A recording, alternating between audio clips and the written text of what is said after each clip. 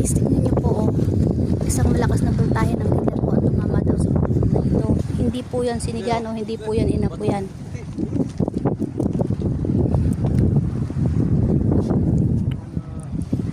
Ayan guys, may batong nakasingit.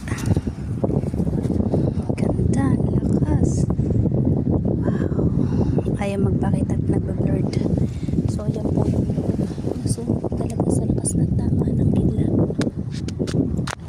Kapoy sa lakas ng voltahe ng kidlat to. Tinamaan talaga siya. Nakakuha tayo, maswerte tayong nakakuha. Salamat din ng kalikasan.